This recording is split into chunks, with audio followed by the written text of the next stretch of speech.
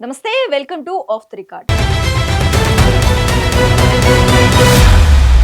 నంద్యాల రాజకీయం ఇప్పుడు మున్సిపల్ పీఠం చుట్టూ తిరుగుతోంది. ఎన్నికల నోటిఫికేషన్ రాకముందే క్షేత్రస్థాయిలో సెగలు పుడుతున్నాయి. కూటమి పక్షాలు స్వీప్ చేయాలని ప్లాన్ చేస్తుంటే వైసీపీ తన పట్టు నిలుపుకోవాలని తాపత్రయపడుతోంది. ఈ ఎన్నికల ఫలితం భవిష్యత్తు రాజకీయానికి దిక్సూచి కాబోతోంది. మరి ఈ పోరులో గెలుపు గుర్రాలు ఎవరు? వార్డుల్లో మారుతున్న సమీకరణాలేంటి? Let's watch the story.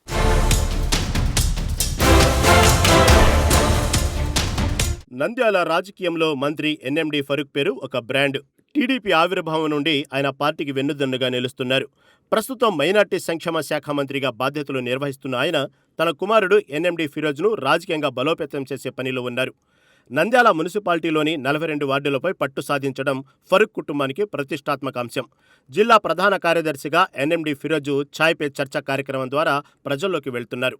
Nandyal municipal కోటపై పసుపు జెండా ఎగరేస్తాం అని ఆయన ధీమా వ్యక్తం చేస్తున్నారు. అయితే ఈ మాటల్లో కూటమి ప్రస్తావన కంటే టీడీపీ స్వతంత్రంగా గెలుస్తోందనే అర్థం ధ్వనించడం ఇప్పుడు చర్చనీయాంశంగా మారింది. యూనిటీ ఈజ్ స్ట్రెంగ్త్ అన్న సూత్రాన్ని కూటమి పాటిస్తుందా, లేక వార్డుల పంపకంలో పేచీలు వస్తాయా అన్నది వేచి చూడాలి.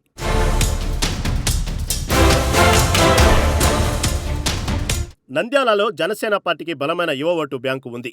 అయితే పార్టీలో కొంతకాలంగా ఉన్న రెండు వర్గాల విభేదాలు హైకమాండ్కు తలనొప్పిగా మారాయి. గతంలో విడివిడిగా ఉన్న జనసేన నాయకులను అధిష్టానం ఇప్పుడు ఒకే తాటిపైకి తెచ్చింది. ఆర్యవైశ్య వర్గానికి చెందిన బలమైన నాయకులను పార్టీలోకి ఆహ్వానిస్తూ మున్సిపల్ ఎన్నికల కోసం అడుగులు వేస్తోంది. తమకు ప్రాబల్యం ఉన్న వార్డుల్లో జనసేన అభ్యర్థులను నిలబెట్టాలని భావిస్తోంది.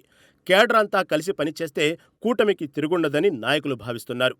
కానీ క్షేత్రస్థాయిలో టీడీపీతో సీట్ల సర్దుబాటు సజావుగా సాగుతుందా అనేదే అసలు ప్రశ్న.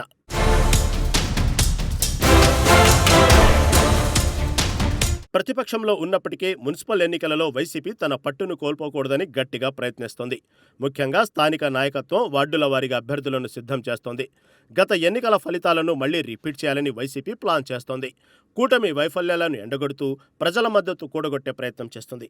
అయితే అధికార పక్షం ఆకర్ష మంత్రంతో వైసీపీలోని కీలక నేతలు టీడీపీ వైపు చూస్తుండడం పార్టీకి పెద్ద దెబ్బ. ఈ రాజకీయ యుద్ధంలో తట్టుకుని నిలబడే అభ్యర్థుల కోసం వైసీపీ గాలిస్తుంది.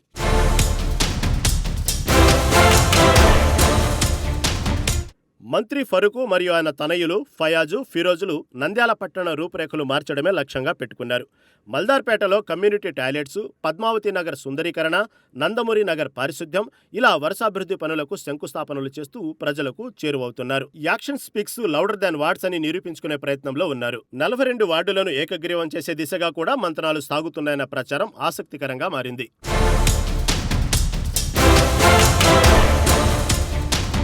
రాజకీయ నాయకులు ఎన్ని ఎత్తుగడలు వేసినా అసలు సిసలైన తీర్పిచ్చేది సామాన్య ఓటరే. నంద్యాల పట్టణంలో మౌలిక సదుపాయాలు, డ్రైనేజీ సమస్యలు, తాగునీటి ఎద్దడి వంటి అంశాలు ఓటర్లను ప్రభావితం చేయనున్నాయి. Every coin has two sides అన్నట్లుగా ప్రభుత్వం చేస్తున్న అభివృద్ధి ఒకవైపు ఉంటే, పెరిగిన ధరలు, స్థానిక సమస్యలు మరోవైపు ఉన్నాయి. ఓటరు దేవుడు ఎటువైపు మొగ్గు చూపుతాడో వచ్చే ఎన్నికల ఫలితాలే తేల్చాలి.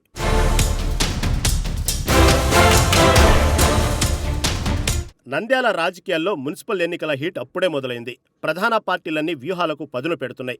కూటమి ప్రభుత్వంలో భాగస్వామిగా ఉన్న బీజేపీ ఈసారి ఎలాగైనా మున్సిపల్ పీఠంపై కాషాయ జెండా ఎగరవేయాలని డూ ఆర్ డై అన్నంత కసిగా ఉంది.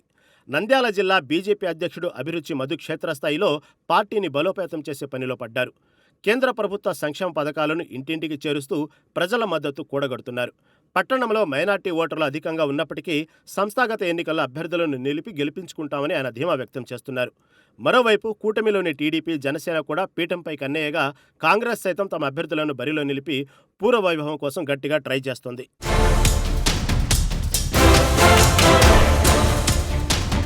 నంద్యాల మున్సిపాలిటీలో శిల్పా కుటుంబం మరోసారి తన ఆధిపత్యాన్ని చాటుకుంది.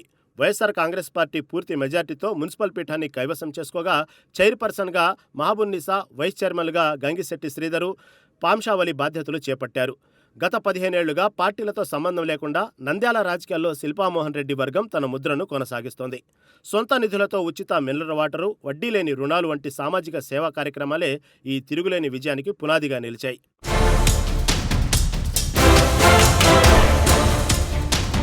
వైఎస్ఆర్ కాంగ్రెస్ పార్టీ, శిల్పా కుటుంబం తమదైన ముద్రను కొనసాగిస్తున్నాయి.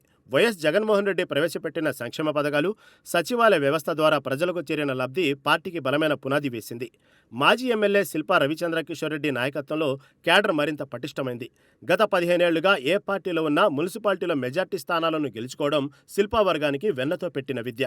అయితే ఈసారి మున్సిపల్ ఎన్నికల్లో శిల్పా వర్గం బలమైన క్యాడర్ను ఢీకొట్టేందుకు కూటమి ప్రభుత్వం కూడా సై అంటోంది.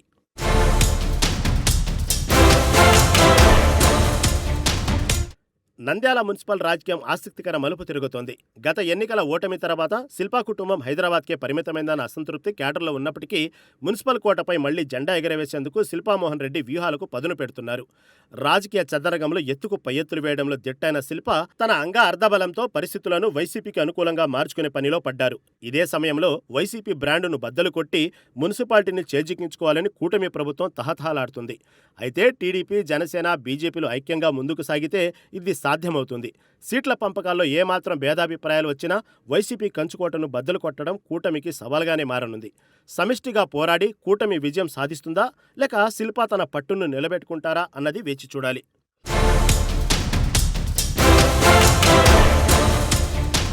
2026 మున్సిపల్ ఎన్నికల వేళ నంద్యాల రాజకీయం హీటెక్కుతోంది. ఈసారి ఎలాగైనా నంద్యాల మున్సిపాలిటీని కైవసం చేసుకోవాలని తెలుగుదేశం పార్టీ అధినాయకత్వం వ్యూహాత్మకంగా అడుగులు వేస్తోంది. ఇందుకోసం స్థానిక కూటమి నాయకులను స్పష్టమైన ఆదేశాలు జారీ చేయడమే కాకుండా ప్రత్యేక దృష్టి సారించింది. మరోవైపు తమ కంచుకోటను కాపాడుకునేందుకు వైఎస్ఆర్ కాంగ్రెస్ పార్టీ సర్వశక్తులు ఒడ్డుతోంది. గత 10 ఏళ్లుగా మున్సిపాలిటీపై ఉన్న పట్టును ఏమాత్రం చేజార్చుకోకూడదని, మరోసారి వైసీపీ జెండాను ఎగరవేస్తామని ఆ పార్టీ నాయకులు ధీమా వ్యక్తం చేస్తున్నారు. సమిష్టి పోరాటంతో కూటమి విజయం సాధిస్తుందా, లేక వైసీపీ తన అధికారాన్ని నిలబెట్టుకుంటుందా అన్నది ఇప్పుడు సర్వత్రా ఆసక్తికరంగా మారింది.